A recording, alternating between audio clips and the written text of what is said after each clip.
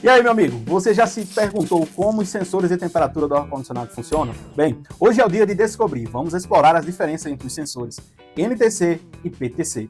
E melhor ainda, vamos botar a mão na massa e realizar alguns testes reais para entender como eles operam. Então, papel e caneta na mão. Ou melhor, pegue suas ferramentas, ajuste seus óculos de proteção e venha com a gente ganhar esse conhecimento de prática.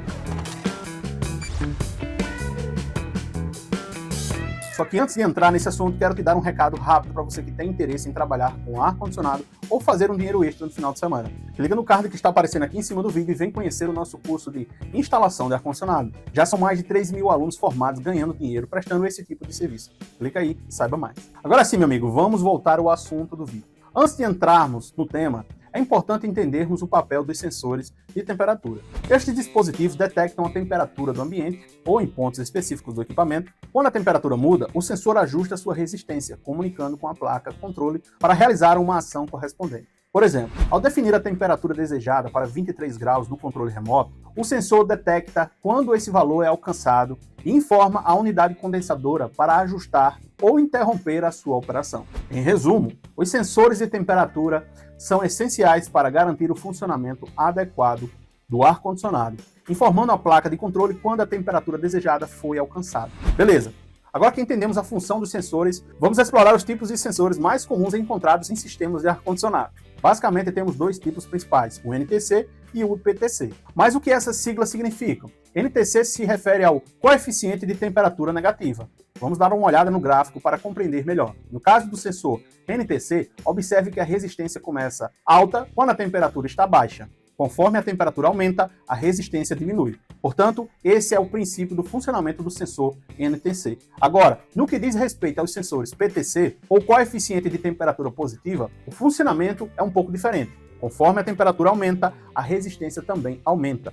Embora os sensores PTC sejam menos comuns em sistemas residenciais, é bom conhecê-los, pois você pode encontrá-los em algumas situações. Portanto, meu amigo, você já sabe os tipos de sensor e como eles funcionam. Vamos colocar a mão na massa e testar esses componentes. Vamos para a bancada. Para testar o sensor, você vai precisar de um multímetro digital, um termômetro e, claro, um sensor. Agora identifique qual tipo de sensor. Verifique o manual do equipamento onde o sensor está instalado. Geralmente, a documentação técnica do sistema de ar-condicionado ou do dispositivo que utiliza o sensor de temperatura pode fornecer informações detalhadas sobre o tipo de sensor utilizado.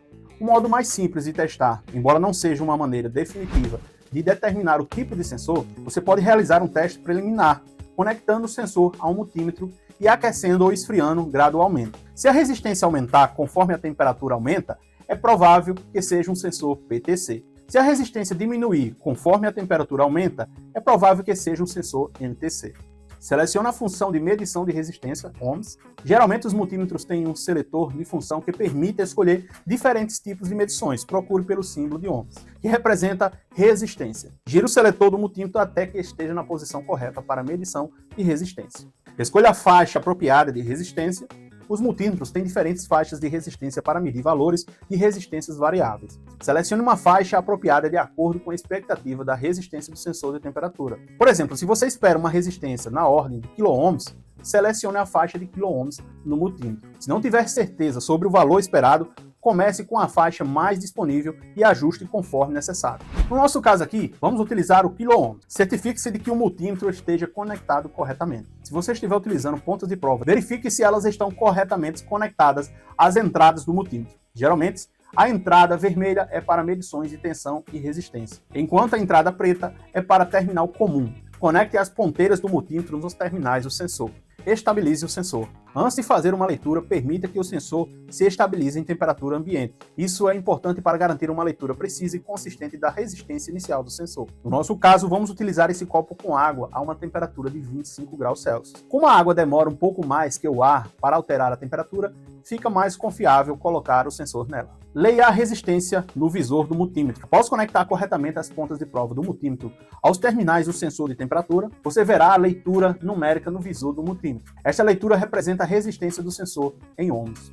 Aqui no nosso teste, o sensor, a uma temperatura de 25 graus, apresentou uma resistência de 5,15 ohms. Interpreta a leitura da resistência. Seguindo a nossa tabela do fabricante, identificamos que esse sensor está ok, pois a resistência dele bate com o que o fabricante pede.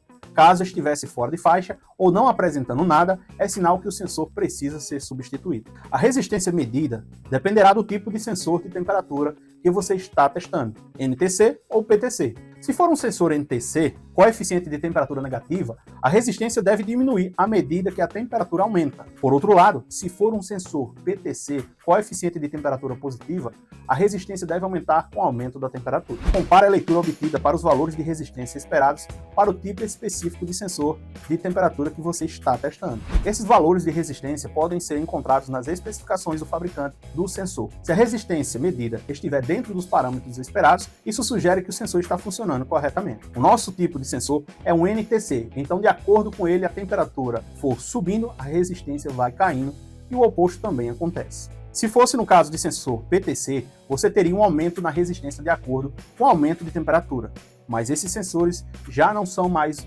usuais em sistemas de split, então você vai encontrar mais esse modelo NTC. Avalie a estabilidade da leitura. Verifique se a leitura da resistência é estável e não flutua significativamente. Flutuações excessivas podem indicar problemas de conexão ou instabilidade do sensor. Registre a leitura. Para fins de documentação ou referência futura, você pode optar por registrar a leitura da resistência. Isso pode ser útil para comprovar com leituras futuras para relatar resultados de teste. Esse teste é funcional para todos os sensores, seja de 5K, 10, 25 e etc. Você pode estar seguindo esse mesmo teste e vai dar certo.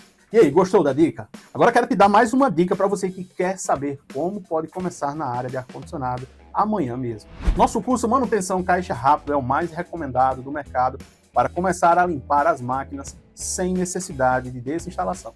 Hoje nossos alunos aprendem um dia a fazer a limpeza e no outro já estão prontos no mercado para começar a ganhar dinheiro na profissão. Clica no link da descrição e conheça mais sobre essa certificação da Engerrap. Meu amigo, agora me responde aí. Esse vídeo esclareceu suas dúvidas? Clique nessa setinha meio torta aqui em cima e compartilhe com seus amigos e familiares através dos grupos de WhatsApp e Facebook. Vamos mostrar para as pessoas como fazer essa identificação. Forte abraço e até o próximo vídeo. Valeu!